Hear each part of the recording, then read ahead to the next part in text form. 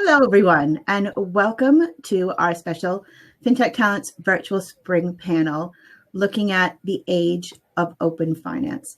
I've got a great panel for you here today from different levels, different aspects of the financial services industry. So it's really in the true spirit of open finance. So we have Jason Maud, who is Chief Technology Advocate at Starling Bank. We have Louise Smith, who is Chief Digital Officer at the Lloyd's of London. We have Simon Crown, who is partner at Clifford Chance.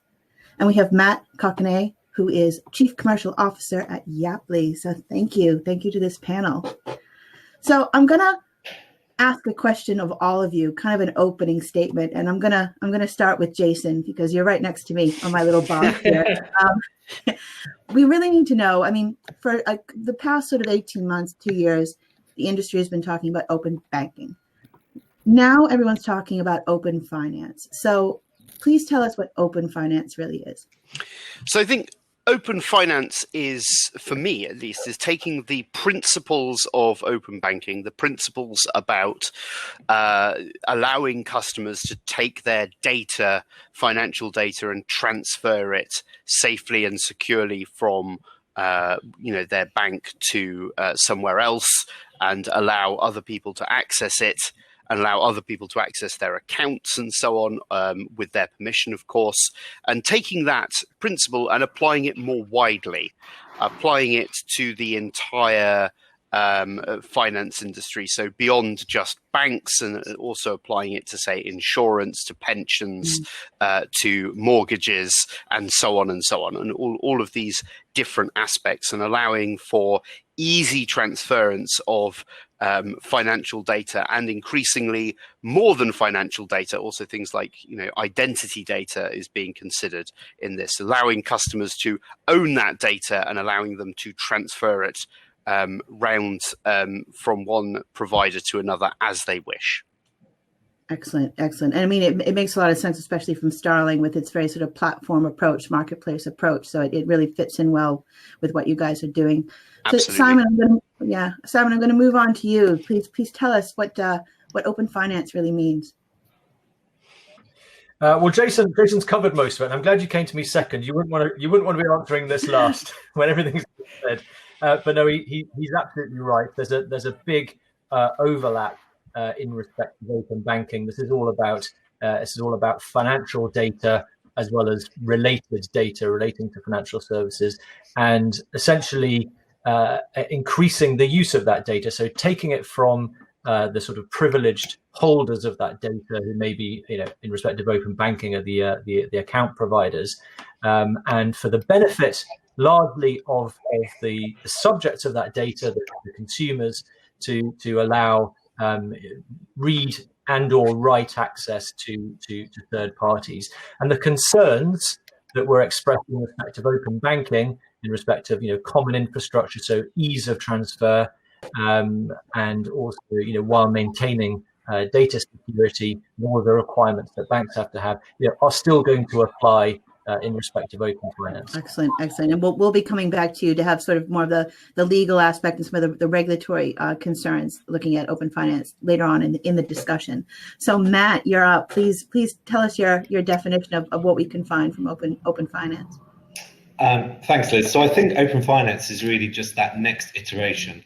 Open banking is really the base level entry for this. So it's opening up your current account, credit cards. Open finance is really empowering the end user, whether that's a business or whether that's a consumer, to actually use all of their data to get the best services they can, and not just limit it down to what open banking gives. We see this in other countries where they've learned from what's happened in the UK and Europe, and they've actually gone ahead and they've already moved to an open finance world, whether that's Australia with the consumer data right, or whether it's Brazil with what they're doing there. So I think it's the obvious next step, because if you're an end user, it makes no sense where you can just see your current account, maybe a savings account and a credit card, but you can't see your mortgage, you can't see your pensions, you can't see your loans, you can't even see your insurance. So actually being able to holistically empower the user to put all those products out and say, hey, look, this is what I have. Who can give me a better proposition? Who can save me money? Who can make me a better user engagement? That's what open finance is about. And I think we're kind of at that entry level now with open banking, and open finance is really where we're going to see the massive adoption and the real value for those end users, but equally for people building those propositions. So for the marketplace type solutions that Starling and other people do, but people building those propositions will actually be able to then deliver value for the end user, and they'll then engage with it more. Excellent, excellent. So Lou, we're going over to you. I know that you have a long history in banking, but you're now at the Lloyd's market, so you're bringing in sort of the insurance perspective on this. What is your take on what we should see from Open Finance? Yeah, and I'm so pleased you asked me this question, Leslie. So I agree with everything that's been said, but let me try and push it a little bit further. Beyond, I think, financial services products. I mean, let me take a bit of a human view, but I think in terms of, it is definitely putting the control of data back into the hands of the people who it should be, which is the customer or the end user. But I think it's then around, mostly we've seen anything that are steps into this, taking a rear view look. So what happened previously to inform what happened that moves forward. I think the opportunity with Open Finance is a couple of things. One, making sure the data lands with those users of it or the customers of it, because it's their data.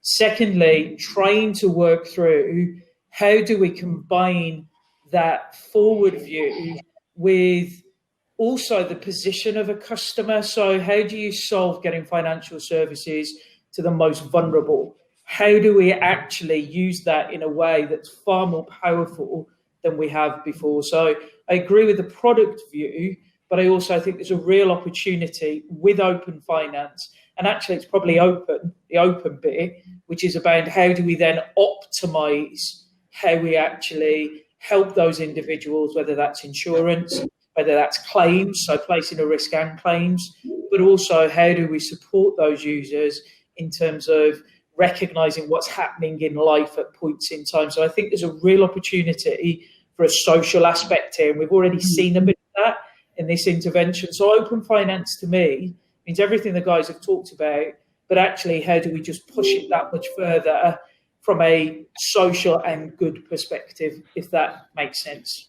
No, that makes a lot of sense. I mean, I really like that sometimes it's when we get into sort of our fintech bubble, we forget kind of that promise for humanity and democratizing finance that sort of that open environment offers. So I'm really glad that you brought that up.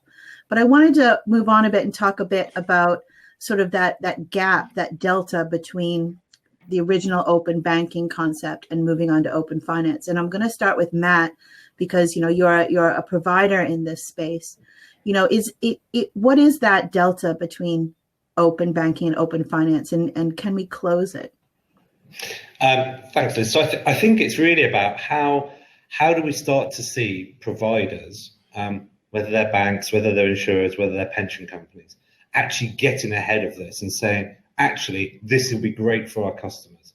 Here's a standard that's been used for open banking. Let's not reinvent the wheel. Let's use that standard, modify it if you need to slightly, but like the security profiles and all those pieces, the FAPI pieces, all there to actually be secure. Let's use that and let's get ahead of the curve. Let's not wait for our regulator or the CMA to have to force us to do it. Let's proactively get ahead of this, because this is the right thing to do for our customers, and will actually drive more customer retention to that. Like if you're currently with a bank and they don't offer an API, so you can't see your details in the marketplace that Starling have, or in a money dashboard type solution or something like that. If you're digitally engaged, you're probably going to change banks, because that's a rubbish customer experience. And you think about that for these other pieces that we're talking about. It would be great to see some people proactively get ahead of the curve and go, actually, the way the world is moving is that all these services are going to be into an API type layer.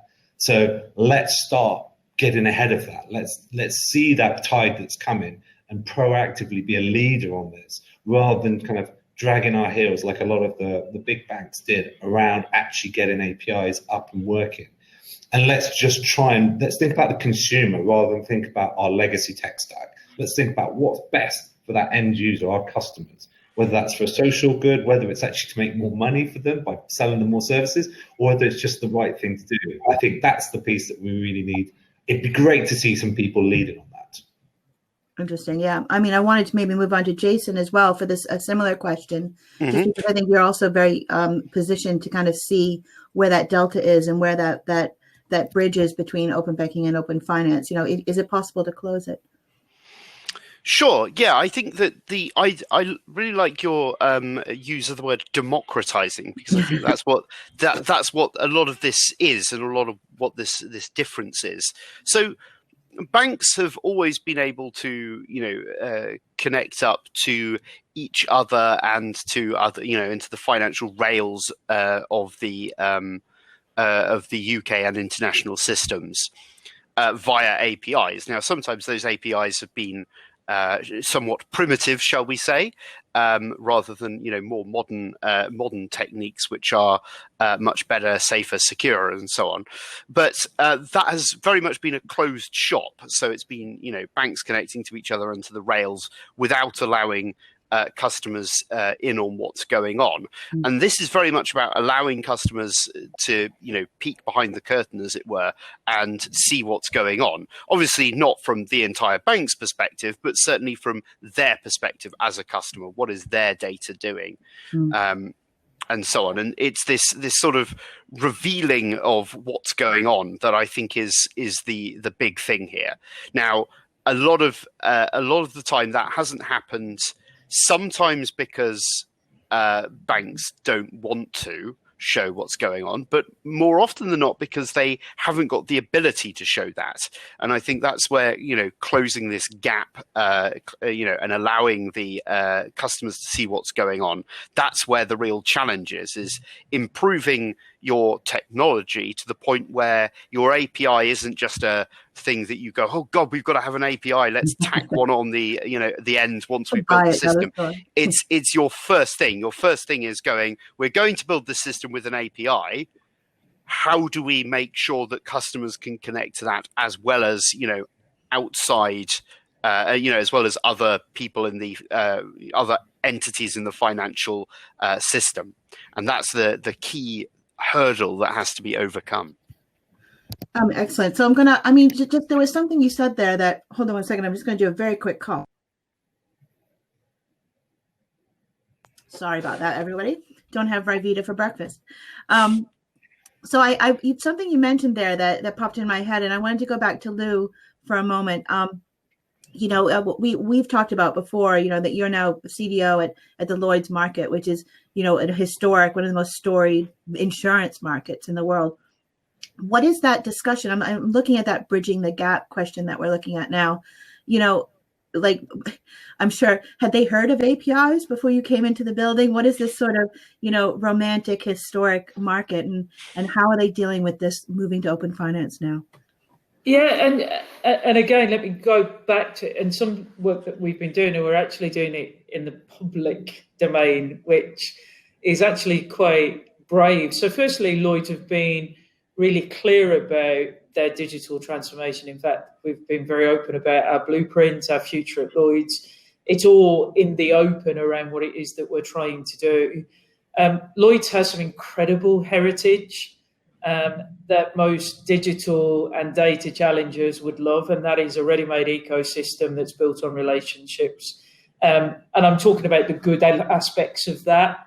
And I think for me, it's about how do we hold on to it. But I think what I've seen over the last few weeks within this horrific intervention is what we're really good at is, as humans, is we're good at some stuff in a crisis. So conversations that were off the table, I think, 10 weeks ago, not just in my organisation, but across FS, are back on the table. A couple of things. We've used data and digital to solve getting services right now for the most vulnerable in society. So how do we get shopping to them, medicine to them? How do we help shield? You could argue, is that open finance? I think Starlin did some incredible stuff about that companion card. That might not be the right phrase of what you called it, but I've seen other institutions do that. So how do we help customers today do things that are just sensible? Open lines for the NHS because of the shifts. Those shifts haven't changed. They've always been there. Those pressures have been there, but it's probably just magnified right now. For us, we focus very much on that these are all human things that are happening. We focus very much on how do we get money to customers who are recovering from loss quickly. And that we've talked about that very openly. So how do we optimize claims so people can get back into position quickly? And secondly, how do we support what we're seeing now, the rise, obviously, to come up with an answer in medicine to the problem that we're in? And how do we help secure and support that risk? So I think we're seeing in my market much more focus on how do we recover quickly? How do we support what we need to? How do we support even, I mean, if you think about the last FS challenges that we had 10, 11 years ago, when I was in RBS and NatWest, and it's well documented, we saw the rise of the challenges. Undoubtedly, we're going to see people rise from this to help with pandemics, cyber, climate. And I think that for me is where this whole open bit, whether it's finance or data or whatever we want to call it, is how do we focus on good? Because I think that's where we have a real opportunity to push beyond the, I can see my accounts, I can see my credit card, I can see my lending. They're great things, but I think we have a real opportunity now, which is quite rare, for us to push that boundary hard. Excellent. I'm glad you mentioned good. Oh, I'm having a bit of an echo. I apologize. Echo is gone. So I wanted to maybe talk a bit about regulation now, if that's okay. Moving on from talking about goodness. So I apologize. So I'm going to go to Simon. I mean, the FCA has had its consultation on open finance, and the European Commission has had a consultation on the digital finance strategy coming due at the end of June, end of this month. So it's now moving beyond payment data, but we don't necessarily have the payment bit working quite right. So, what things need to be fixed in open banking before we can have a successful open finance? So, Simon, I'm going to you. Okay, great. Well, let's talk about the FCA call for input. So the fact that it's a call for input without any sort of proposals in it yet shows what an early stage the FCA is at on this. Now, I'm not going to be critical of the FCA because actually, together with the CMA, they have been innovative. So especially if you compare them to many other regulators, you can see that actually they have driven this forward in some respects, and they're trying to do that here. They're trying to get input to help them form better policy over the next year. Now, picking up on what Lou just said, I mean, this call for input closed second week of March. Clearly, it was issued in December. The COVID crisis actually does change things a little bit. I think it actually, as Lou has said, it creates a greater imperative to achieve some of the potential benefits of open finance. And I think that is going to win the day on the plus side. Just to balance that, more specifically in respect of open banking, what we've seen is that in a time of extreme crisis, the banks and their core function of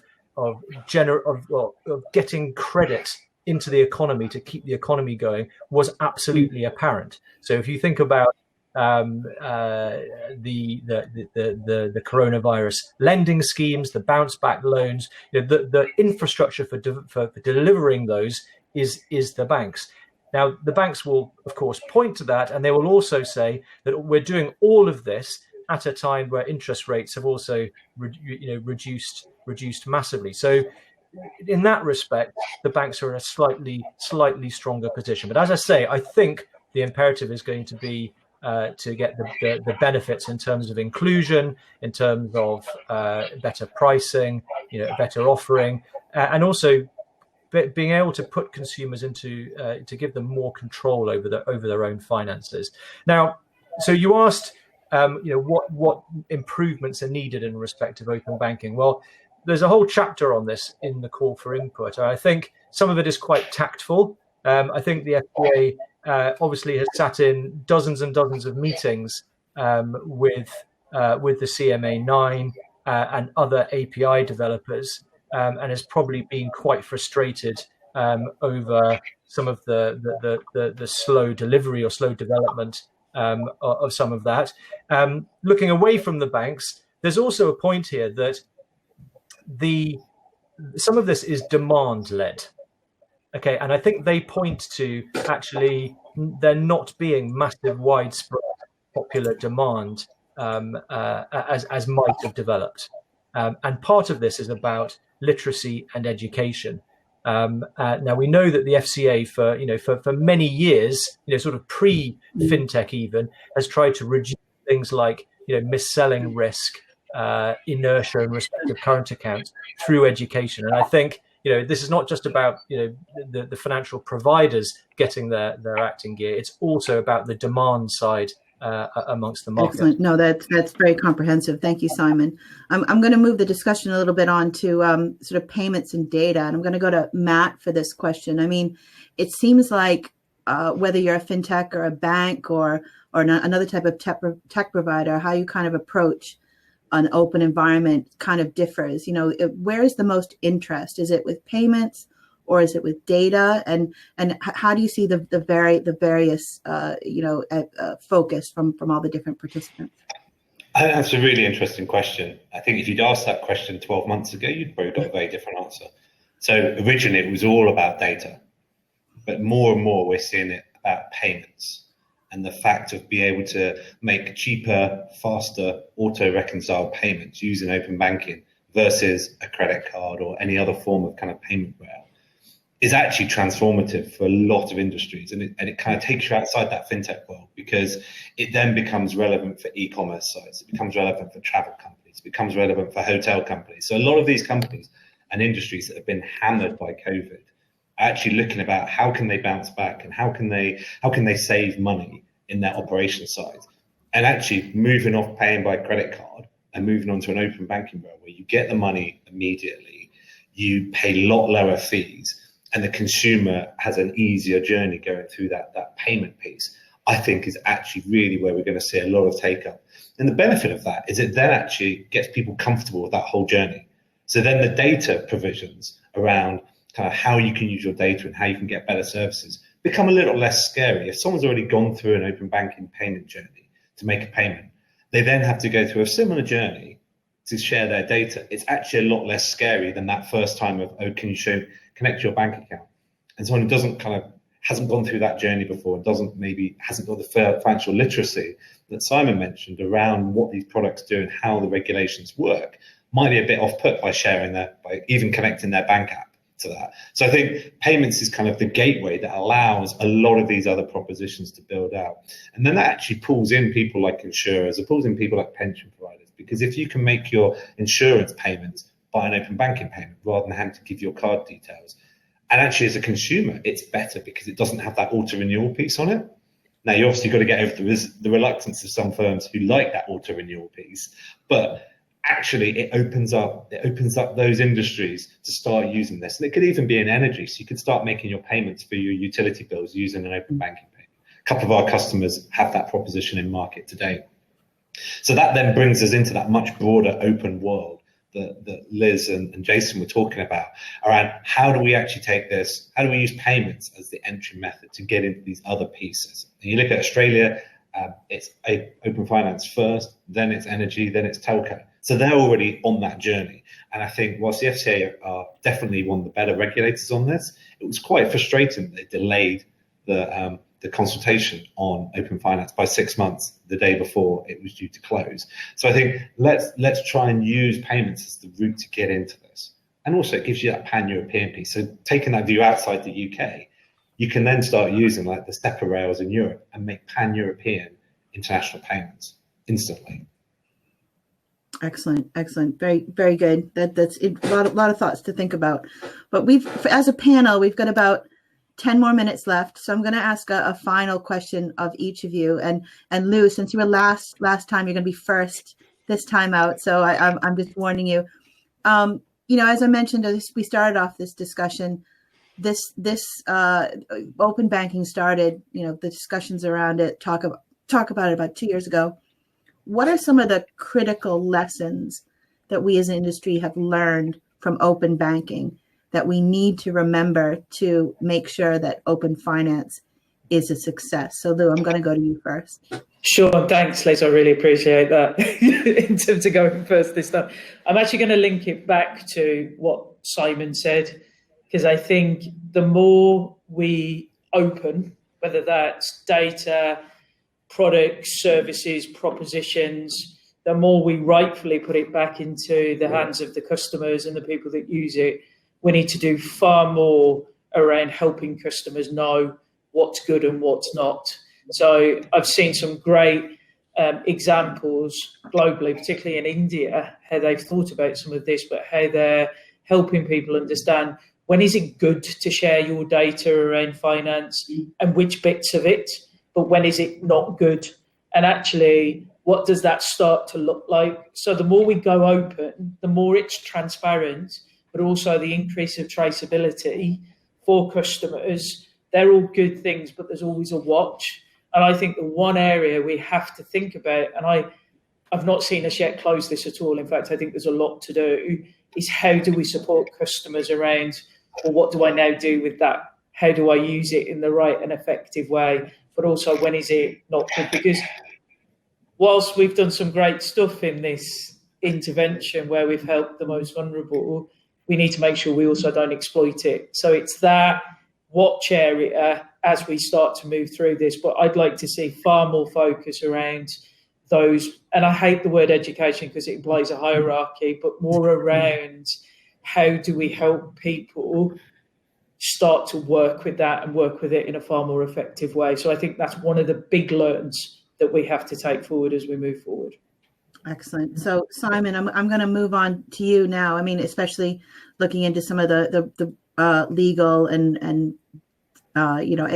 aspects of open banking. What do you see as some of the critical lessons learned that we need to remember moving forward?